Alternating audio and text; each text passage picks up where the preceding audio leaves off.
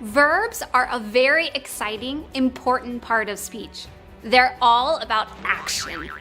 A verb tells us what something is doing or being. We use them in almost every sentence and in many different ways.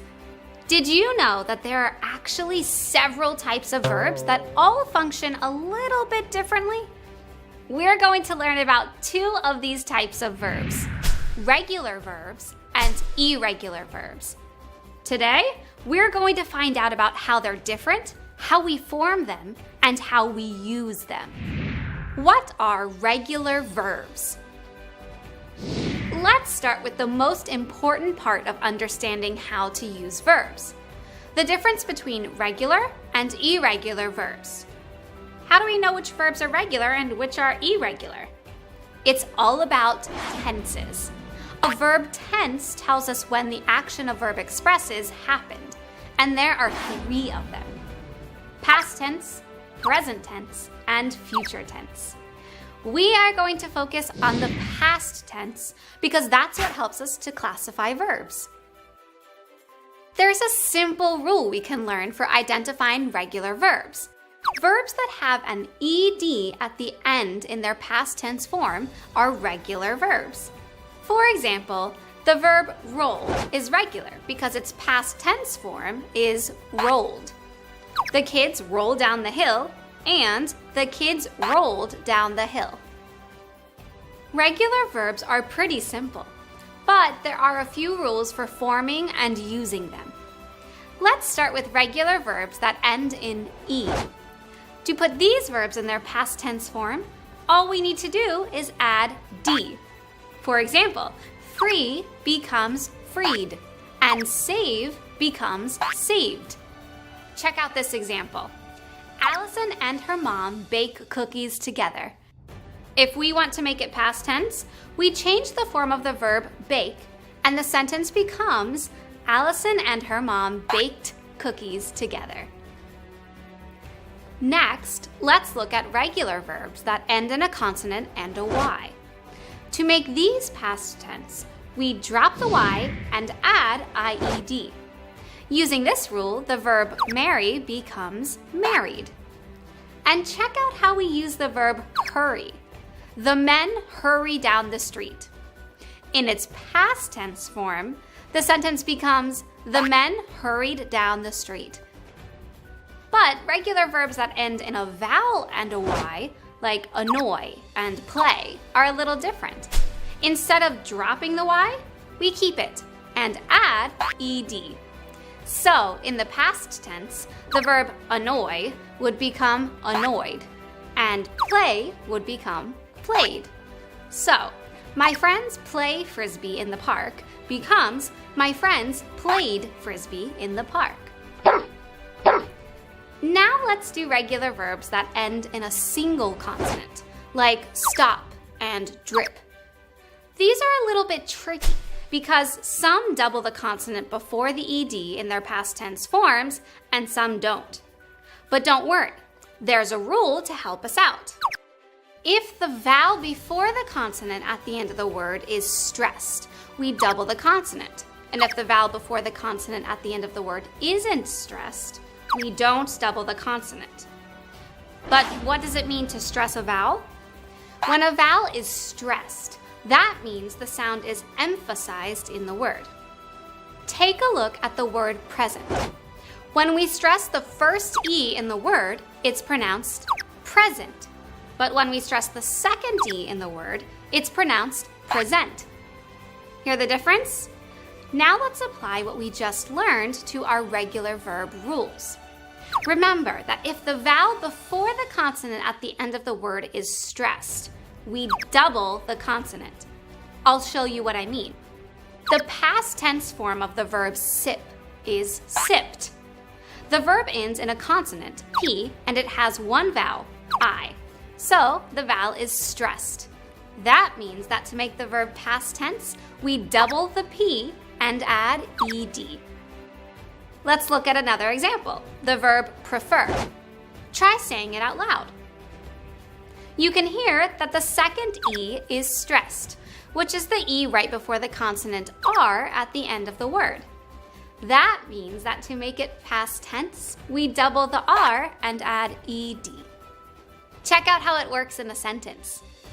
Andrew prefers to eat chocolate ice cream.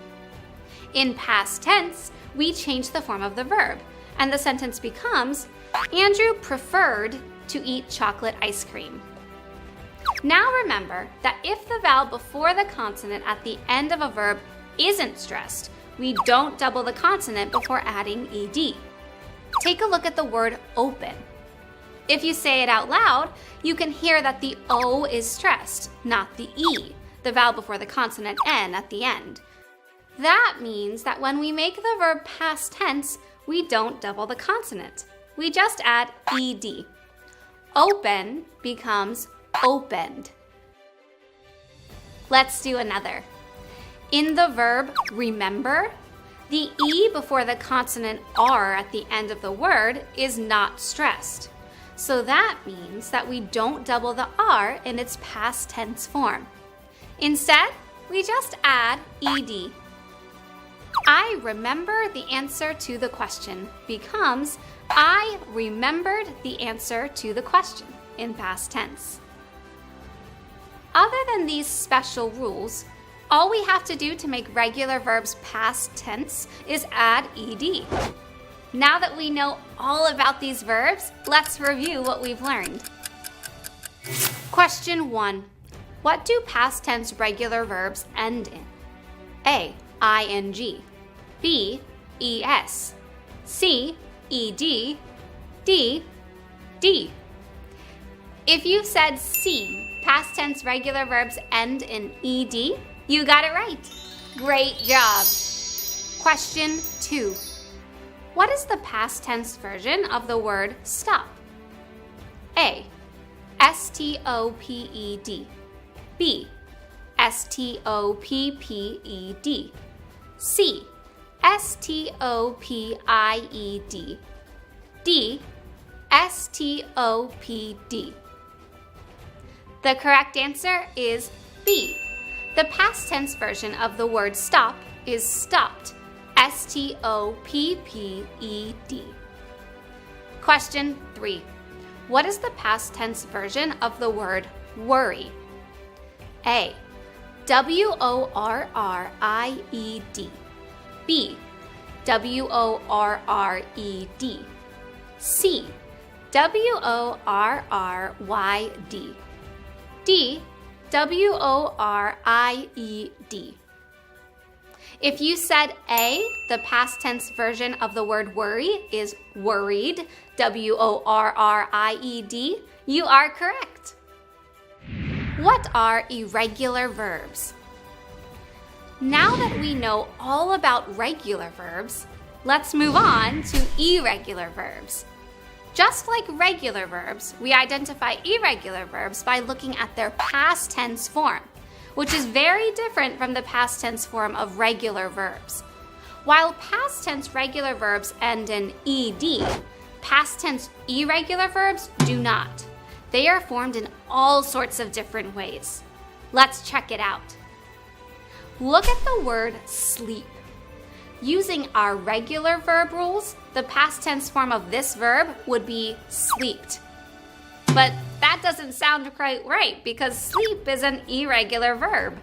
The past tense form of sleep is slept. How about the word feel? This is also an irregular verb, so its past tense version is not feeled, but felt. Irregular verbs can seem a little bit complicated at first, especially because there aren't any rules we can memorize to help us figure them out. But the more we practice, the easier irregular verbs will become. I'll help get you started. Here is a list of some of the most common irregular verbs. First in their present tense form, then in their past tense form. Become and became. Buy and bought. Choose and chose. Drink and drank. Eat and ate. Find and found. fly and flew. Give and gave. Go and went. Hear and heard. Keep and kept. Know and knew. Lose and lost. Read and read. Say and said. Tell and told. And write and wrote. Now let's practice using a few irregular verbs in our sentences. Let's start with the verb swim.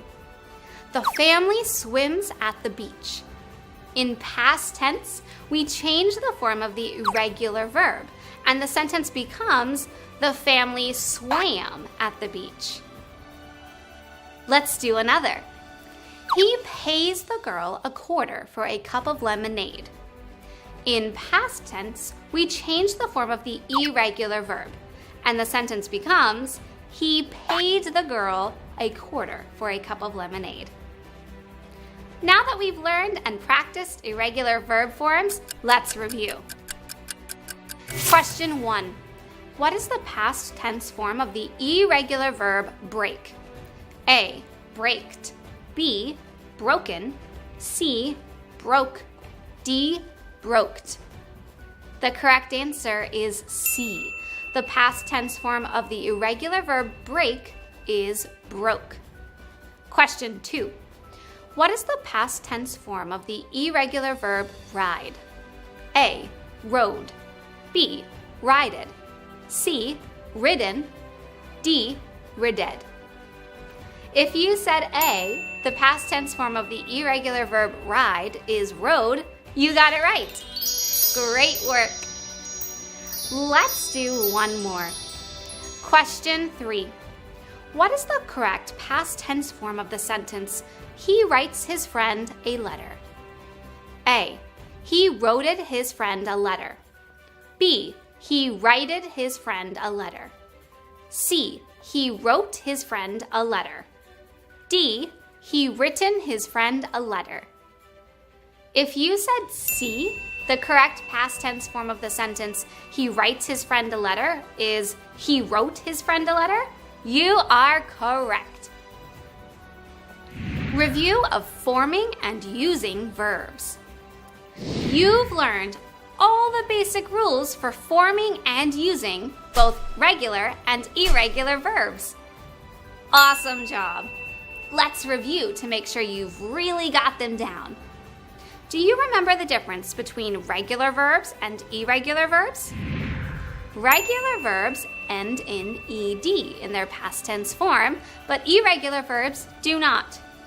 Regular verbs also have other rules that irregular verbs do not. Let's go over them. To put regular verbs that end in e in their past tense form, we add d. For example, create becomes created. To put regular verbs that end in a consonant and a y in their past tense form, we drop the y and add ied. That means that the past tense form of cry is cried. But for regular verbs that end in a vowel and a y, we don't drop the y. We just add ed. For example, enjoy becomes enjoyed. Now what about verbs that end in a single consonant? If the vowel before the consonant at the end of the word is stressed, we double the consonant. And if it isn't stressed, we don't double the consonant. For example, clap becomes clapped. But travel becomes traveled. Now let's move on to irregular verbs. There aren't any rules to memorize for irregular verbs. We just have to read and write a lot so we can learn as many as we can. Here's an example. He makes a pizza.